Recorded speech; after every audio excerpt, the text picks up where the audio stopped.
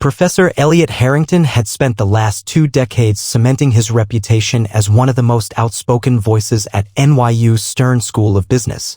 A firm believer in progressive ideals, he thrived on challenging authority, and few things symbolized that establishment more than the Trump family. Ever since Donald Trump had been re-elected as the sitting president of the United States, Harrington had made it his personal mission to critique every policy, every statement, and every move from the White House. His lectures were as much about economics and political theory as they were about the supposed dangers of conservative ideologies.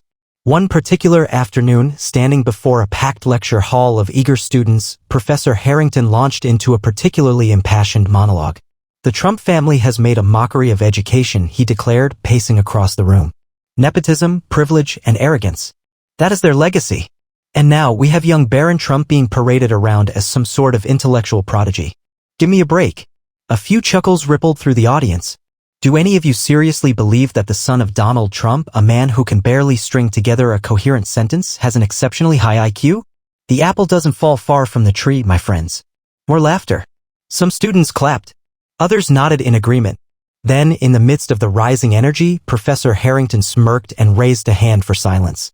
"I'll tell you what," he said, his voice brimming with arrogance. "I challenge Barron Trump to an IQ test. If he scores higher than me, I will personally admit that I was wrong about him and his entire family. But I'll tell you right now, that will never happen." The room erupted in applause. In their eyes, Harrington was the voice of reason, the champion of truth standing up against the so-called Trumpian buffoonery. Little did he know his challenge would not only be accepted but would lead to an outcome he would never forget.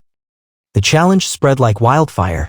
What started as a casual remark in an NYU lecture hall turned into a viral spectacle within 48 hours. A student recorded Professor Harrington's bold declaration and posted it on social media. Soon, it was everywhere: Twitter, Facebook, YouTube. The media jumped on the story. Some outlets ridiculed Harrington for picking a fight with an 18-year-old. Others praised his confidence, insisting that Barron Trump, the son of the sitting president, would never accept the challenge. But America was in for a surprise. 3 days later, the White House issued an official response. A statement from Barron Trump read, "I accept Professor Harrington's challenge. I have no interest in political debates, but if he believes intelligence is something that should be tested, I am more than happy to meet him on that battlefield. Let's make it fair: an independent panel, a standardized IQ test, and complete transparency in the results." Social media exploded. The hashtag Barron versus Harrington trended for days. News anchors debated the implications. Was this a publicity stunt? Would the White House intervene? Had Professor Harrington just made the biggest mistake of his career?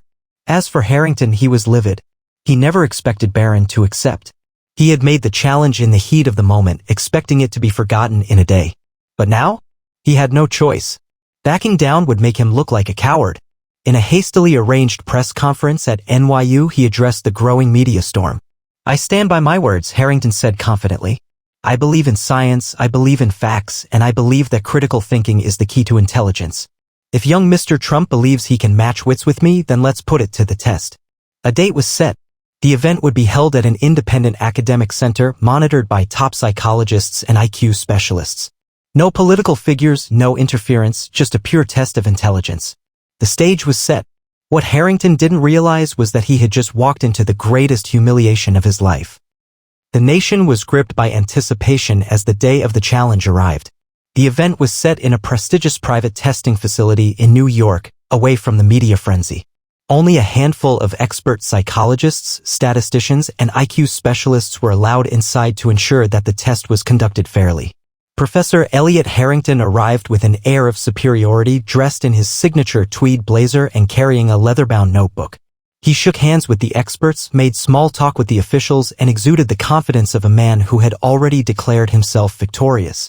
Then Barron Trump walked in. The 18-year-old, now standing well over 6 feet tall, carried himself with quiet composure. He wasn't flanked by Secret Service agents, at least none visibly present.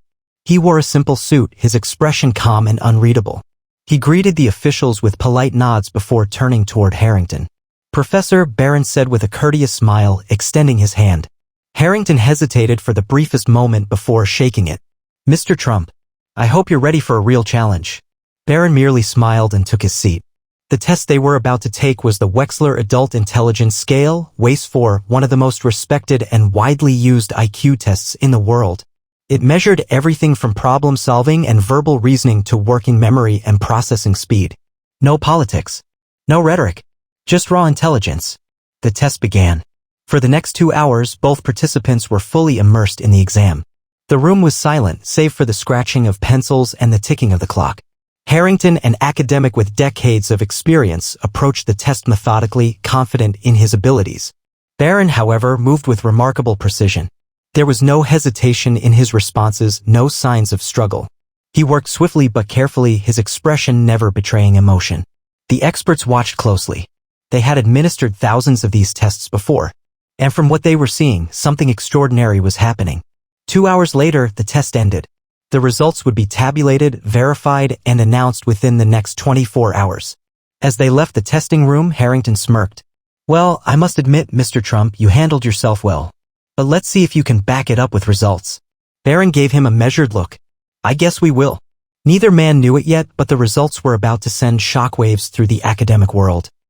The world waited with bated breath as the IQ test results were verified. News outlets speculated, social media erupted with debates, and academic circles buzzed with curiosity. Would a seasoned NYU professor prove his intellectual superiority, or had Barron Trump, often dismissed by critics as merely the privileged son of a controversial president, been underestimated? The following evening, an official press conference was held at the same testing facility where the exam took place. A panel of psychologists and experts, led by Dr. Raymond Adler, an esteemed cognitive scientist, sat at the front of the room as cameras flashed and journalists prepared for the verdict. Harrington, sitting confidently in the front row, was already formulating the speech he would give afterward. Win or lose, he intended to spin the results in his favor. Barron Trump, meanwhile, sat quietly, unfazed by the media circus around him. He simply waited. Dr. Adler cleared his throat and adjusted his glasses. After rigorous evaluation and verification by our panel of experts, we are now ready to reveal the official IQ scores of both participants. The room went silent. Dr. Adler looked at the first result. Professor Elliot Harrington, he announced, has achieved an IQ score of 137. This places him in the gifted category above 99% of the population. A highly impressive score. Harrington nodded, his smirk widening. He turned slightly toward the cameras, ready to bask in the admiration of his students. Dr. Adler then glanced at the next result. His expression changed, just slightly, but enough for those watching closely to notice. And Barron Trump, he continued, has achieved an IQ score of 157. Gasps rippled through the room. The murmurs began almost instantly. Professor Harrington's face froze. Barron, however, remained calm. He gave a small nod but showed no sign of arrogance or gloating. Dr. Adler adjusted his papers. To put this in perspective, Mr. Trump's score is within the genius range, placing him in the top 0.1% of the population. It surpasses the IQ levels of many renowned scholars, innovators, and world leaders throughout history. The room erupted into chaos. Journalists fired off questions, Twitter exploded, and within minutes, #BarronGenius was trending nationwide. As cameras turned to Harrington, the once cocky professor sat motionless, his face drained of color. He had spent his career belittling the intelligence of the Trump family, and now, in front of the entire world, he had been intellectually humiliated by an 18-year-old. But the most shocking moment was yet to come. Barron Trump finally stood up. He adjusted his suit, took a few steps toward the podium, and in a calm, collected voice, addressed the crowd. "I never intended for this to be a competition of pride," he said. "Intelligence is not about proving someone else wrong, it's about what you do with it. I respect Professor Harrington's academic contributions. I only hope that moving forward, we can all learn to judge people based on their abilities, not our assumptions." The professor clenched his jaw. He had been utterly outclassed, not just in intellect, but in dignity. And just like that, Barron Trump walked out, leaving the world in stunned silence.